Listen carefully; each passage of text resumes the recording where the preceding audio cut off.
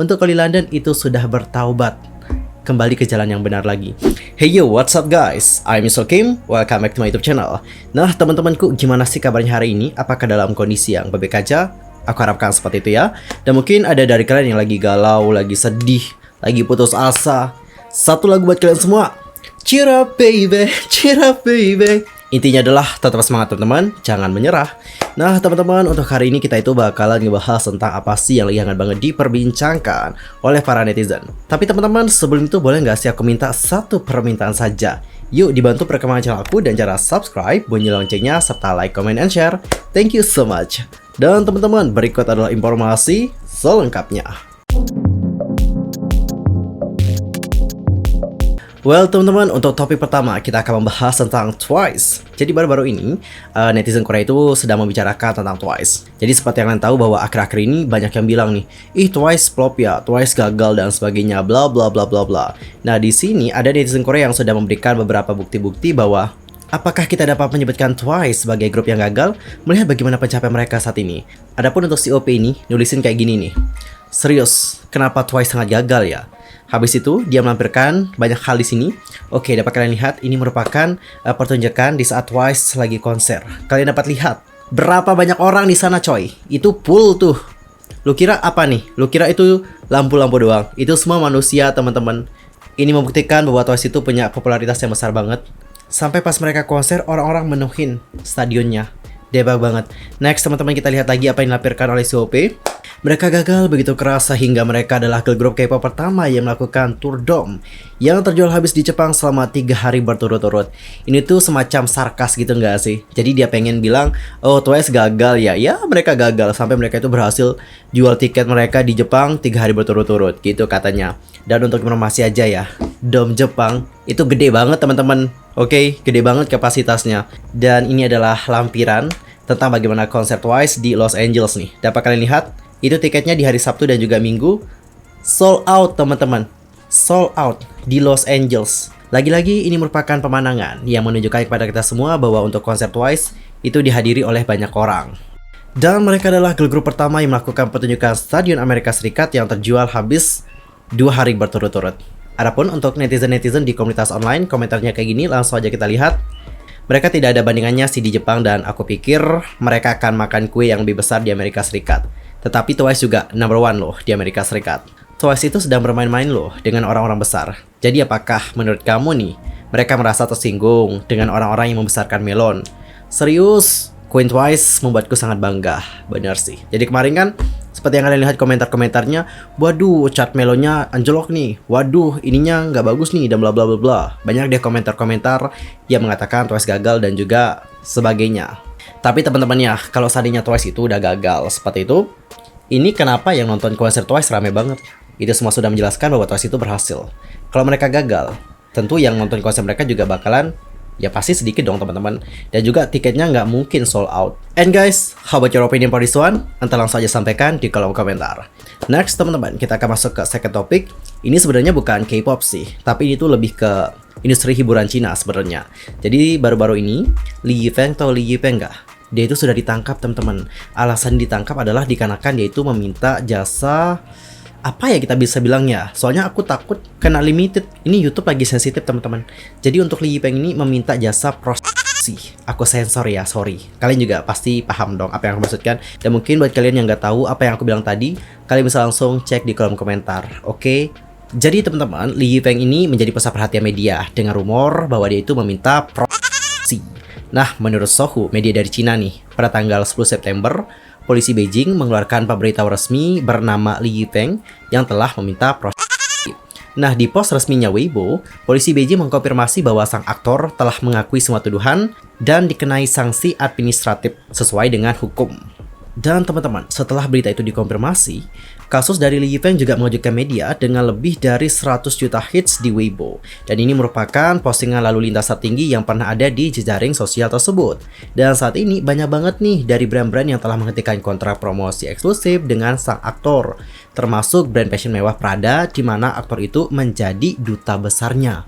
Perlu disebutkan juga ya teman-teman bahwa pada tanggal 10 September, Li Yifeng juga masih memposting pemberitahuan koreksi dan juga surat untuk mengklaim bahwa dia tidak bersalah.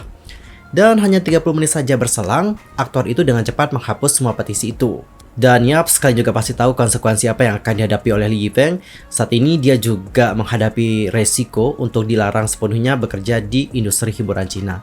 Karena seperti yang kalian tahu, Cina juga kan sekarang makin ketat ya. Kita juga sudah pernah bahas tentang beberapa updatean mengenai peraturan di Cina. Itu semakin ketat dan juga ketat. Apalagi kalau kalian sudah terkena kontroversi, apalagi kontroversinya seperti ini teman-teman. Sulit untuk mendapatkan kesempatan kedua kayaknya. Kalau di Korea mungkin yang nge-cancel kebanyakan masyarakatnya ya. Tapi kalau di Cina itu ada aturannya loh teman-teman. Jadi bukan hanya masyarakat yang meng-cancel, tapi aturan juga yang akan meng-cancel mereka. Sangat ketat sebenarnya di Cina. Jadi lebih ketat di Cina teman-teman dibandingkan dengan Korea. Dan teman-teman diketahui juga bahwa gambar dan juga nama dari aktor ini telah dihapus dari halaman Weibo Kejaksaan Agung Rakyat Tiongkok. Pertunjukan festival pertengahan musim gugur di CCTV oleh sang aktor bermarga Li itu pada tanggal 10 September juga dibatalkan pada menit-menit terakhir. Selain itu, sang aktor juga harus menghadapi banyak rumor nih, mulai dari berkencan dengan gadis seksi, Blaze Wan dan juga lain-lain. Seiring dengan dihukum dikarenakan meminta citra Li Yifeng secara resmi runtuh di hati penonton, menghadapi resiko kehilangan karir sepenuhnya dan harus bertanggung jawab penuh atas tindakannya. Intinya kita harapkan yang terbaik saja ya buat Li Yifeng. Semoga Li Yifeng juga dapat belajar dari permasalahan ini. Waduh, cukup mengagetkan juga ya teman-teman. Jujur, aku yang bukan Li Yifeng aja merasakan bagaimana dia sekarang. Kayak, you know what? Kita itu sudah bangun karir seperti itu ya kan?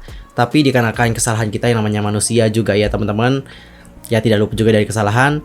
Ya kita juga harus menghadapi juga konsekuensi atas apa yang kita lakukan. Bayangin teman-teman, di saat kalian tuh batal kontrak bersama dengan brand-brand terkenal seperti itu, kalian bakal bayar ini loh, bayar ganti rugi loh teman-teman. Dan biasanya ya ganti rugi dikenakan pembatalan kontrak, dikenakan kita juga melanggar ketentuan-ketentuan yang ada di dalam kontrak tersebut. Jumlahnya nggak sedikit, jumlahnya lumayan loh. Bahkan ada yang sampai 2 kali lipat. Tahu Kriswu kan? Nah, sekarang itu ya Kriswu itu terlilit hutang, dikarenakan itu belum bayar ganti rugi kepada brand-brand yang sudah batalin kontrak sama dia. Banyak banget loh brand-brand yang sudah nuntut Kriswu, dikarenakan Kriswu ini belum membayar ganti rugi. Cukup ngeri ya sebenarnya dunia entertainment ya, tidak selamanya indah seperti yang kita lihat gitu. Dan teman-teman untuk topik terakhir kita akan ngebahas tentang Oli London. Nah untuk Oli London alhamdulillah teman-teman, alhamdulillah sekali ya. Untuk Oli London itu sudah bertaubat, kembali ke jalan yang benar lagi. Jadi untuk baru-baru ini Oli London itu sudah membuat surat permintaan maaf. Surat permintaan maafnya panjang banget teman-teman. Jadi dia itu meminta maaf kepada BTS, Jimin, dan juga seluruh komunitas Asia. Kalian penasaran nggak sih seperti apa permintaan maaf dari Oli London? Ya kalau kalian penasaran kita baca aja deh.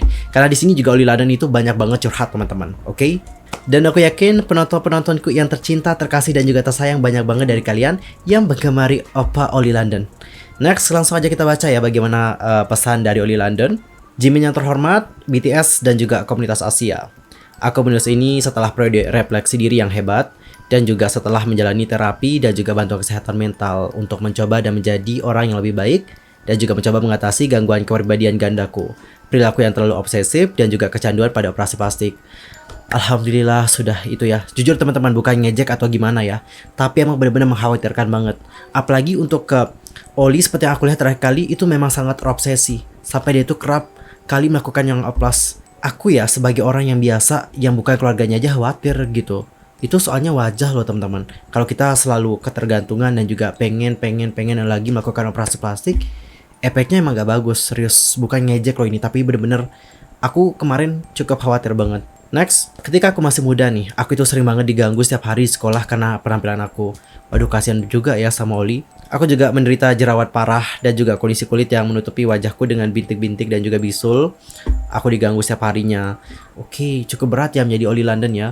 Sisi lain dari seorang Oli London teman-teman. Hal inilah yang menyebabkan aku juga menarik diri dari masyarakat. Aku juga merasa terisolasi dan juga merasa seperti orang asing.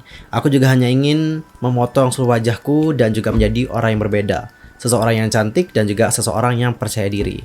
Jadi menurut aku ini juga menjadi salah satu motif kenapa Oli London itu merombak wajahnya secara total. Meskipun kita sebagai netizen melihatnya dulu sebagai orang yang tampan seperti itu, jauh lebih tampan dibandingkan dengan yang sekarang. Tapi balik lagi ya teman-teman, Oli London juga sudah menjalani masa-masa yang buruk selama masa sekolahnya dulu. Jadi itu yang membuatnya atau memberikannya motivasi untuk merubah seluruh wajahnya dan juga terlihat yepoh. Next, pada usia 23 tahun, aku ini pindah ke Korea, oke? Dan aku juga tinggal di sana selama 1 year. Dan ini mengubahku sepenuhnya sebagai pribadi selamanya. Jadi setelah melalui bertahun-tahun dan merasa nggak bahagia dan juga merasa nggak diterima oleh masyarakat nih, akhirnya aku menemukan kebebasan itu dan juga menemukan kebahagiaan itu. Itu mengubahku selamanya sebagai seorang pribadi dan akhirnya aku juga bisa keluar dari cangkangku setelah bertahun-tahun menekan orang di dalam diriku. Aku menemukan penghiburan dan juga kebahagiaan dalam budaya K-pop dan juga Korea, dan itu memberikan aku pelarian loh dari kenyataan dan juga aku menyalurkan semua perhatian dan cintaku ke seseorang yang sangat aku kagumi dan juga aku idolakan. Dan yaps, kalian pasti tahu siapa dia. Siapa lagi kalau bukan Park Jimin. Hal inilah yang kemudian membuat aku juga menjadi terlalu terobsesi dengan Jimin sedemikian rupa sehingga aku juga telah menjalani 32 kali operasi plastik teman-teman untuk mencoba terlihat seperti Jimin. Aku juga mengubah seluruh hidupku dengan berpikir aku bisa menjadi secantik dan juga seberbakat Jimin. Anyway, Oli London untuk Jimin menurut aku dia itu tampan deh. Saya juga sekarang telah menyadari bahwa aku tidak akan pernah bisa menjadi orang lain kecuali versi diriku yang lebih baik. Bagus Oli London, aku bahagia banget, proud banget. Lanjut kita baca lagi bagaimana postingan dari Oli London. Jadi aku juga minta maaf dengan sepenuh hati kepada Jimin, kepada BTS, kepada ARMY dan juga semua komunitas Asia yang mungkin menganggap obsesi aku terlalu berlebihan. Dan aku juga hanya mencoba untuk menjadi seseorang yang aku idolakan, yang aku yakin adalah sesuatu yang dapat dihubungkan dengan banyak penggemar K-pop.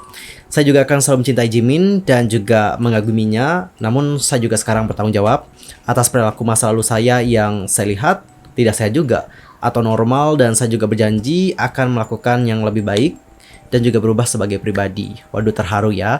Alhamdulillah. Kita harapkan semoga Oli London dapat menjalani kehidupan yang lebih baik di masa depan nanti. Semangat buat Oli London. Semangat, aku akan selalu mensupport kamu. Keep fighting pokoknya ya. Well, teman-teman, sekian aja untuk hari ini. I'm Yusuf Kim pamit dan aku juga mohon maaf kalau ada kesalahan dalam ucapan, sikap, tindakan dan sebagainya. I'm so sorry. Dan mungkin ada kesalahan informasi, jangan sungkan-sungkan untuk koreksi aku dengan cara komen di bawah. See you next time. Goodbye.